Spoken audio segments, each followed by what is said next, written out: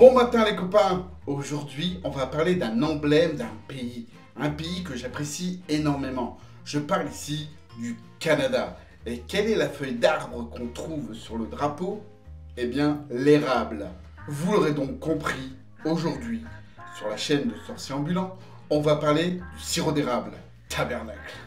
Je ferai bien toute la vidéo avec l'accent québécois, mais je n'ai pas envie de me faire des ennemis. Il faut savoir que pour eux, ils n'ont pas d'accent, c'est nous qui en avons.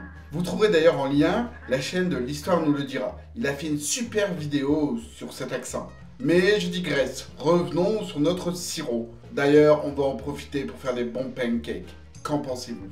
Allez mes histoculines curieux, il est temps de faire chauffer le char. On part au Canada.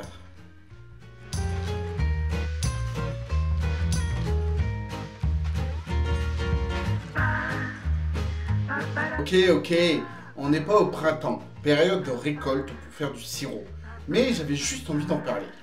Pour rentrer tout de suite dans le vif du sujet, les premiers écrits qui nous parlent du sirop d'érable sont de Jacques Cartier. Ce dernier est un explorateur et navigateur breton. Il est considéré comme celui qui a découvert le Canada et toute la zone du golfe du Saint-Laurent. C'est donc en 1536 que Cartier goûte pour la première fois de l'eau d'érable. C'est en coupant un arbre qu'il voit de l'eau en couler et le déguste. On vient donc de découvrir le futur sirop d'érable. Eh bien non, ça n'a pas d'allure. C'est pas notre explorateur breton qui le découvre. L'eau, ou le sirop d'érable, était déjà bien consommé par les autochtones. L'histoire ne précise pas quand exactement, car les Premières Nations n'avaient qu'une transmission orale des traditions. Mais deux légendes amérindiennes sur la découverte de l'eau d'érable nous sont parvenues. Je vous le dis tout de suite, je vote pour la deuxième. La première parle de chiens d'Indiens du Canada qui ont sauté sur une branche fraîchement cassée pour lécher la sève qui en sortait.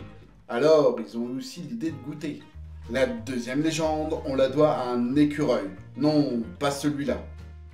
L'histoire raconte qu'un petit écureuil, trop mignon, casse une branche par mégarde. Ni une ni deux, le petit écureuil sauta sur la blessure pour lécher l'arbre. Un Amérindien voit la scène et décide d'en faire tout autant. Elle cria dans son jargon « Un arbre à sucre !» Et c'est comme ça qu'on a découvert l'eau d'érable, ou l'eau de couton, comme le nommaient les Premières Nations. Mais comment est-on arrivé à notre sirop que l'on connaît aujourd'hui? Pareil que la première légende, il y a deux origines différentes. Pour la première, on va parler des Micmacs. D'ailleurs, le mot Micmac français, qui désigne une situation confuse, n'a aucun rapport avec cette tribu. Une vieille femme de cette tribu est donc partie récolter la sève. Elle aimait le déguster bien chaud, sauf qu'elle s'endormit, et quand elle se réveilla, elle trouva dans son pot le résultat de son oubli, le sirop d'érable. Quant à la deuxième légende, on la doit à la tribu des Algonquins. Un jour, une femme décida d'utiliser la sève pour préparer la viande de son homme. Ce dernier apprécia fortement et décida de l'appeler Zizi Bugwood, qui signifie tirer des arbres. Et depuis, ils ont eu l'idée de faire du sirop avec la sève. Et c'est donc avec l'arrivée de Jacques Cartier, qui adorait cette sève, fit sa renommée sur l'ancien continent. Pendant plusieurs années, les Européens et les Amérindiens vont en association optimiser l'utilisation de cette sève. Puis, en 1676, les Français amènent des chaudrons en fer, qui permettent une meilleure cuisson pour obtenir le meilleur sirop d'érable. Avec le temps, la méthode d'extraction s'améliore, passant d'un trait de hache par un chalumeau en bois, puis en fer. À partir de 1868, on voit aussi naître les célèbres cabanes à sucre, où il s'organise des parties de sucre pour les Québécois nostalgiques. Le principe est de venir récolter pour son petit plaisir. De plus, c'est en 1889 que le chaudron en fer fut abandonné par l'évaporateur des frères Small, qui augmente la qualité et la quantité du sirop. Et c'est en 1970 qu'on voit naître la tubulure. Vous savez, tous ces tubes qui partent des érables et qui vont rejoindre directement les cabanons. Ça y est, on arrive à notre époque, enfin en 2013, où on commence à commercialiser l'eau d'érable. Oui, on en revient aux sources. D'ailleurs, en 2016, plus de 60 pays profitent de ce doux nectar, dont le Québec qui en produit 72%. En 2022, le Québec a fait péter le record avec plus de 220 millions de livres de sirop produits. soit environ 100 millions de kilos. Sacrée histoire pour de la fève, hein. D'ailleurs en France, il y a aussi le boom du sirop de bouleau qui fait fureur depuis quelques années. Avant de passer à la suite, connaissez-vous le beurre d'érable? On dit beurre, mais il n'y a aucune matière grasse. C'est juste du sirop cuit à 112 degrés, puis refroidi rapidement tout en le battant énergétiquement. Je vous invite à le faire. Allez, on va revenir sur une dernière spécialité qui date de 1749 par les Amérindiens, c'est la bannique. Une galette faite de farine de maïs, de graisse d'ours et de sucre d'érable. Un mets plein d'énergie pour les coureurs des bois. Allez, tout ça m'a donné faim. Ça vous dit un bon petit cliché? Pancake au sirop d'érable. Allez, pas le temps de niaiser. Tire-toi une bûche et prépare ton fouet. On va se préparer un bon goûter avant d'aller regarder le dessin animé Les Bagnoles ou Sans dessus dessous. Oui, j'exagère, mais je les adore les Québécois.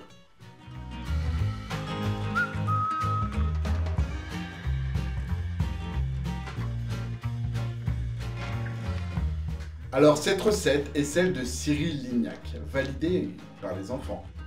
On commence d'abord par casser les œufs. Bien sûr, on ajoute le sucre et on mélange.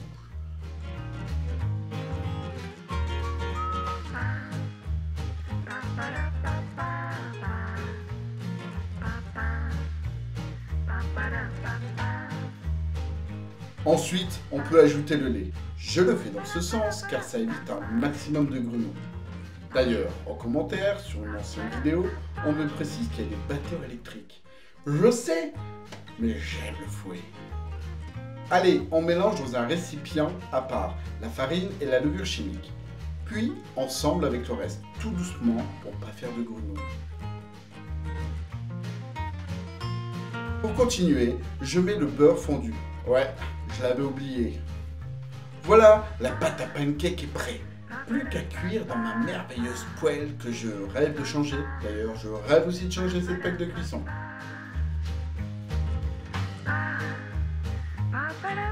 Faites-les cuire 2-3 minutes de chaque côté. C'est long, mais c'est bon.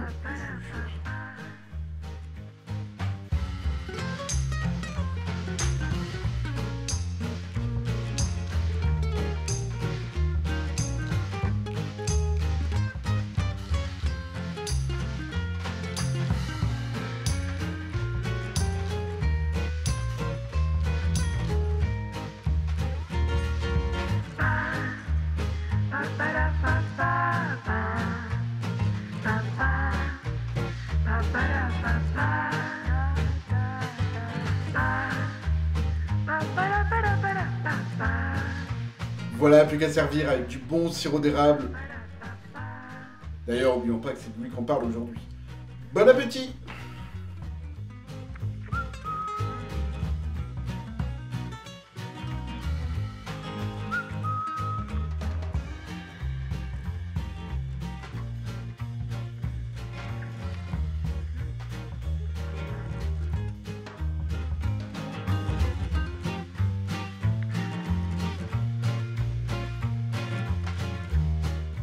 Alors, le pancake est correct? On s'est pacté la fraise? Bon, c'est un indémodable le pancake au sirop d'érable, mais c'est tellement bon. J'espère que cette vidéo sur l'histoire de ce nectar vous a plu. En tout cas, moi oui. Alors, j'ai donné plein d'expressions québécoises. Vous les avez tous? Si ce n'est pas le cas, lâche pas la patate. Tu vas trouver. Dis-moi en commentaire combien t'en as trouvé. Le Québec est une région qui m'a toujours attiré. Sûrement le climat. Ouais, je supporte pas le chaud. L'accent, même s'ils n'ont pas d'accent, ou encore les échos d'amis qui ont vécu. Bref, vive le Québec. D'ailleurs, souhaitez-vous que je parle de l'histoire du pancake? Autre question, quelle est la spécialité de votre région que vous aimez? Je vous prépare un épisode gourmand. Je tiens à vous remercier d'ailleurs pour tous ceux qui me lâchent des commentaires remplis d'idées et de bonne humeur. N'hésitez pas à lâcher un pouce bleu, ça fait toujours plaisir à Bibi.